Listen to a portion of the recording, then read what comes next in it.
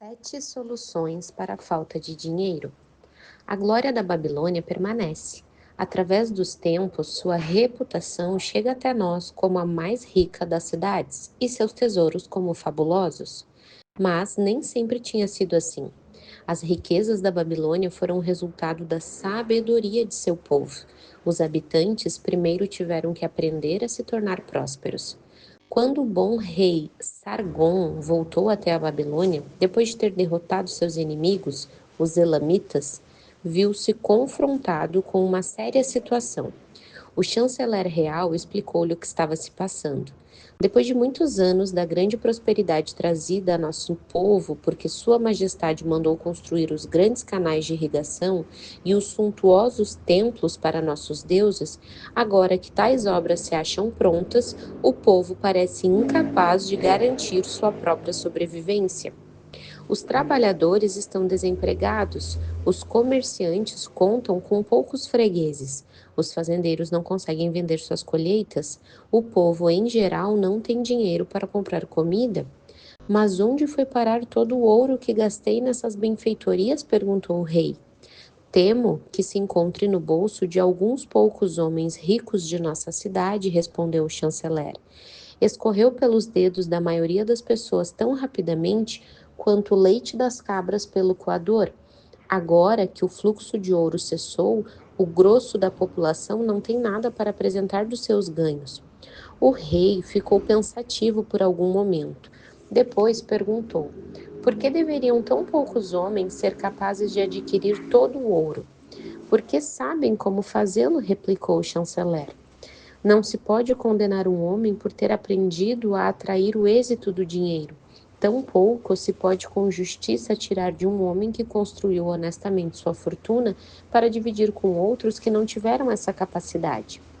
Mas por que, insistiu o rei, não deveria todo o povo aprender a acumular riqueza e, consequentemente, tornar a si mesmo rico e próspero? Até que seria possível, majestade, mas quem pode ensinar-lhes? Certamente não os sacerdotes, já que nada conhecem a respeito de ganhar dinheiro. Quem, chanceler, em nossa cidade é o mais bem preparado nessas questões de fazer fortuna? Inquiriu o rei. Eis uma pergunta que já traz embutida a própria resposta, majestade. Quem acumulou a maior riqueza em toda a Babilônia? Muito bem dito, chanceler. Trata-se de Arcade. Ele é o homem mais rico da Babilônia. Traga-o até o palácio amanhã cedo. No dia seguinte, como o rei havia determinado, Arcade apresentou-se diante dele, lépido e fagueiro, a despeito de seus 70 anos de idade. Arcade, disse o rei, é verdade que você é o homem mais rico da Babilônia? É o que se costuma dizer, majestade, sem que ninguém tenha aparecido para contestá-lo? Como você se tornou tão rico? Aproveitando as oportunidades disponíveis a todos os cidadãos de nossa cidade. Mas, naturalmente, começou com alguma coisa, disse o rei. Somente com um desejo de ser rico. Além disso, mais nada. Arcade, continuou o rei. Nossa cidade encontra-se numa péssima situação, porque alguns poucos sabem como ganhar dinheiro e, consequentemente, monopolizam-no, enquanto a massa dos cidadãos não sabe guardar sequer uma parte do que recebem. É meu desejo que a Babilônia seja a cidade mais rica do mundo. Precisa, portanto, ser uma cidade de muitos homens ricos. Assim, temos de ensinar a todas as pessoas como adquirir riqueza. Diga-me, Arcade, existe algum segredo para isso? Trata-se de algo que possa ser ensinado aos demais? Naturalmente, Majestade. Tudo que um homem conhece pode ser ensinado a outros. Os olhos do rei então brilharam. Arcade, você acaba de pronunciar as palavras que eu queria ouvir. E se você mesmo se incumbisse dessa nobre causa, não gostaria de formar com seus conhecimentos uma escola de professores, cada um dos quais educaria outros, até que tivéssemos um quadro amplo bastante para levar essas verdades a todos os súditos honestos de meu reino? Arcade inclinou-se e disse: Sou um humilde servo às suas ordens. Darei de bom grado todo o conhecimento que possuo pelo aperfeiçoamento de meus semelhantes e pela glória de meu rei. Faça com que seu bom chanceler me arrume uma turma de 100 homens e lhes ensinarei essas 7 soluções que acabaram por resolver todas as minhas questões de dinheiro. Quando, talvez no início, não houvesse em toda a Babilônia um cidadão mais atrapalhado do que eu. 2 semanas depois, de acordo com as ordens do rei, os 100 escolhidos reuniram-se no grande saguão do Templo do Saber, sentados em um semicírculo, formando fileiras multicoloridas. À frente deles achava-se Arcade, ocupando um tamborete acima do qual ardia um candeeiro sagrado, origem do forte e agradável aroma que se espalhava por aquela sala. Veja, o cidadão mais rico da Babilônia, murmurou um estudante, cutucando um vizinho quando Arcade se levantou. Não passa de um homem como qualquer um de nós? Como um respeitoso súdito de nosso grande rei, começou Arcade sua palestra. Encontro-me diante de vocês a serviço dele, considerando que alguma vez fui pobre e jovem, que alimentava o forte desejo de adquirir o ouro, que nessa busca acumulou conhecimento que o capacitaram a isso. Ele determinou que eu viesse até aqui para transmitir a vocês tudo o que aprendi. Comecei minha fortuna de modo bastante humilde. Não tinha maior vantagem do que aquele de que todos vocês e qualquer outro cidadão da Babilônia dispõem. O primeiro depósito de meu tesouro foi uma bolsa já gasta pelo uso. Eu detestava vê-la imprestavelmente vazia. Queria que estivesse gorda e repleta, tilintando o som do ouro. Por isso, busquei todos os remédios possíveis para conseguir uma bolsa cheia. Achei 7. Assim, explicarei aos que acham reunidos nessa sala as 7 soluções para a falta de dinheiro que recomendo a todos aqueles que anseiam por bastante ouro. Consagrarei cada um dos dias da semana a um desses remédios. Ouçam atentamente tudo quanto lhes disser. Debatam o assunto comigo. Discutam-no entre vocês mesmos. Aprendam meticulosamente estas lições, para que também possam plantar em suas próprias bolsas a semente da riqueza. Primeiro, cada um de vocês deverá sabiamente construir a própria fortuna. Quando tiverem acumulado competência suficiente para isso, estarão aptos a passar adiante essas verdades.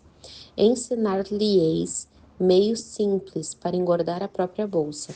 Esse é o primeiro degrau que conduz templo da riqueza, aonde ninguém pode chegar se não tiver condições de pôr firmemente os pés nesse primeiro degrau. Consideremos agora a primeira solução. A primeira solução. Comece a fazer seu dinheiro crescer. Arcade dirigiu-se a um homem pensativo na segunda fileira. Meu bom amigo, qual é o seu ofício? Sou escriba, respondeu o homem. Gravo registros sobre tabuinhas de argila. A profissão em que eu mesmo ganhei minhas primeiras moedas de cobre. Consequentemente, você tem a mesma oportunidade para construir uma fortuna. Descobriu em seguida um participante de rosto corado um pouco mais atrás. Conte-nos, bom amigo, por favor, o que faz para ganhar seu pão? Sou açougueiro, respondeu ele. Compro cabras a seus criadores, abato-as, vendo a carne para as donas de casa e o couro para os fazedores de sandálias. Uma vez que trabalha e ganha regularmente seu dinheiro, você tem as mesmas condições que tive de ser bem-sucedido. E assim procedeu Arcade com todos os presentes, a fim de saber de que modo cada um deles conseguia o próprio sustento. Terminada sua inquirição, ele disse: Assim, caros discípulos, podemos ver que existem muitos negócios e ocupações cujo exercício confere às pessoas a oportunidade de obter seus ganhos. Cada uma dessas maneiras de remuneração é uma torrente de ouro da qual o trabalhador pode desviar uma porção para sua própria reserva. Assim, na bolsa de cada um de vocês há um fluxo maior ou menor de moedas, de acordo com a capacidade de cada qual. Concordam com isso? Todos concordaram. Portanto, continuou Arcade, se cada um de vocês quiser construir uma fortuna, não será uma atitude inteligente começar usando essa fonte de riqueza que já consolidaram? A concordância foi ainda geral. O homem mais rico da Babilônia voltou-se então para um homem humilde que tinha afirmado ser um vendedor de ovos. Se você separar um de seus cestos e nele colocar toda manhã 10 ovos, daí tirando toda noite 9 ovos, o que acontecerá finalmente? Com o tempo, ele transbordará. Por quê? Porque a cada dia coloco ali sempre mais um ovo do que a quantidade que eu tiro. Arcade voltou-se para a turma sorrindo. Todos os homens por aqui se acham em dificuldades financeiras. Primeiro, os participantes ficaram se olhando, depois riram. Finalmente se agitaram, divertidos, os pequenos bornais nos quais costumavam carregar suas moedas. Muito bem, continuou ele. Agora vou lhes comunicar o primeiro remédio que aprendi para solucionar o problema da falta de dinheiro. Façam exatamente como sugeria o vendedor de ovos. Para cada 10 moedas que colocarem em suas bolsas, não retirem para uso próprio mais do que 9. A bolsa começará a ficar estufada e seu peso cada vez maior será uma fonte de prazer para suas mãos e uma fonte de bem-estar para as almas. Não zombem do que eu digo por causa da sua simplicidade. A verdade é sempre simples. Disse que lhes contaria como construir minha fortuna. Foi esse o meu começo. Eu andava invariavelmente quebrado e detestava isso porque não podia satisfazer meus desejos. Mas, desde que comecei a retirar de minha bolsa não mais de 9 cotas das 10 que ali depositava, ela começou a engordar. O mesmo acontecerá com vocês. Agora lhes falarei de uma estranha verdade cuja razão desconheço. Quando deixei de desembolsar mais do que 9 décimos de meus ganhos, iniciei minha carreira de êxitos. Não fiquei mais desprevido do que antes. Ao contrário, as moedas começaram a aparecer com maior frequência. Certamente é uma lei dos deuses que, para aquele que poupa e não gasta uma determinada parte de seus ganhos, o dinheiro virá mais facilmente. De modo curioso, ele costuma evitar aquele cuja bolsa se mantém sistematicamente vazia. Qual pode ser o maior anseio de vocês? A satisfação dos desejos de cada dia, uma joia, um adorno, melhores roupas, mais comida, coisas que rapidamente se vão e são esquecidas. Ou, pelo contrário, sonhariam com bens mais estáveis, ouro, terras, rebanhos, mercadorias, investimentos que trazem bons lucros, não? As moedas que vocês usam no dia a dia concedem aqueles primeiros desejos. As moedas que vocês guardam concedem os segundos. Esta, meus discípulos, foi a primeira solução que descobri para minha falta de dinheiro. Em cada 10 moedas conseguidas de qualquer fonte, não gastem mais do que 9. Debatam um assunto entre vocês. Se alguém puder provar que isso não é verdade, conversaremos a respeito amanhã, quando estivermos juntos de novo. A segunda solução: controlem os seus gastos. No segundo dia, Arcade dirigiu-se à Assembleia nos seguintes termos: alguns dos participantes, meus discípulos, fizeram-me a seguinte pergunta: como pode um cidadão guardar 1 décimo de todos os seus ganhos, se em geral seus vencimentos mal dão para as despesas necessárias? Pois bem, ontem quantos de vocês achavam-se com pouco dinheiro? Todos nós, respondeu a turma. Entretanto, as pessoas aqui não recebem todas a mesma coisa. Naturalmente, umas ganham mais do que outras. Algumas têm famílias maiores para sustentar. Apesar disso, todos estão igualmente desprevenidos. Gostaria, portanto, de lhes falar sobre uma extraordinária verdade a respeito dos homens e de seus filhos. O que costumamos chamar de despesas necessárias sempre crescerá para tornar-se igual a nossos rendimentos, a menos que façamos alguma coisa para inverter essa tendência. Não confundam despesas necessárias com desejos. Cada um de vocês e suas boas famílias tem mais desejos do que seus ganhos podem satisfazer. Consequentemente, tudo quanto recebem é despendido para aplacar tais desejos à medida que eles surgem, e ainda assim restam muitos outros que não chegam a ser saciados. Na verdade, todos os homens têm mais desejos do que podem satisfazer. Acham que posso cumprir todos os meus sonhos porque sou rico? Trata-se de uma falsa ideia. Há limites para o meu tempo, há limites para a minha energia, há limites para a extensão de minhas viagens, há limites também para o que consumo à mesa das refeições, há limites para os prazeres da minha vida. Garanto-lhes que, do mesmo modo como as ervas daninhas crescem num campo em que o fazendeiro deixa espaço para suas raízes, Assim também os desejos crescem livremente no coração do homem capaz de saciá-los.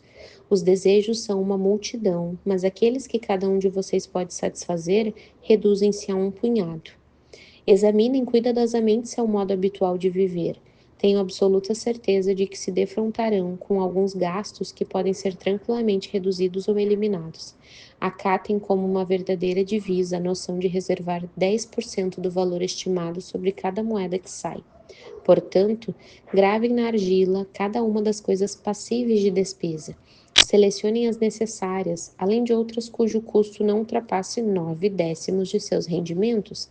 Cancelem o resto e considerem-no apenas uma parte dessa grande multidão de desejos que não podem ser satisfeitos. Não sintam remorso por isso. Façam um orçamento para as despesas imprescindíveis. Não toquem naquele décimo que está engordando sua bolsa. Encarem o crescimento de suas economias como um belo propósito de vida. Procurem trabalhar com orçamento estabelecido, procurem ajustá-lo de modo que funcione em seu favor. Busquem torná-lo um colaborador na defesa de suas crescentes reservas. Nesse momento, um dos estudantes, usando uma roupa vermelha e dourada, levantou-se e disse: Sou um homem livre. Acredito ser meu direito gozar as boas coisas da vida. Por isso, rebelo-me contra a submissão a um orçamento que determina exatamente quanto devo gastar e em que. Acho que isso eliminaria muitos prazeres da minha vida, tornando-me não muito melhor do que um burro de carga. Quem, meu amigo, replicou Arcade, determinaria seu orçamento?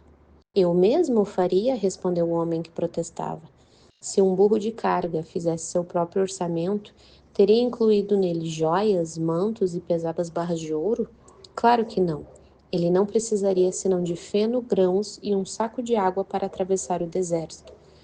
O propósito de um orçamento é ajudá-los a juntar dinheiro, uma maneira de garantir que vocês consigam o necessário e, na medida em que se mostrem acessíveis seus outros desejos, é capacitá-los a perceber seus mais profundos anseios, defendendo-os contra aquisições meramente casuais. Como uma luz brilhando numa caverna escura, o orçamento deixa a descoberto os vazamentos em suas bolsas, dando-lhes condições de estancá-los e destinar as despesas a propósitos definidos e gratificantes. Essa é, portanto, a segunda solução para a falta de dinheiro. Façam um orçamento de suas despesas de modo que possam ter dinheiro para pagar pelo que é necessário, pelos prazeres e para satisfazer seus mais valiosos desejos sem despender mais do que 9 partes de seus ganhos.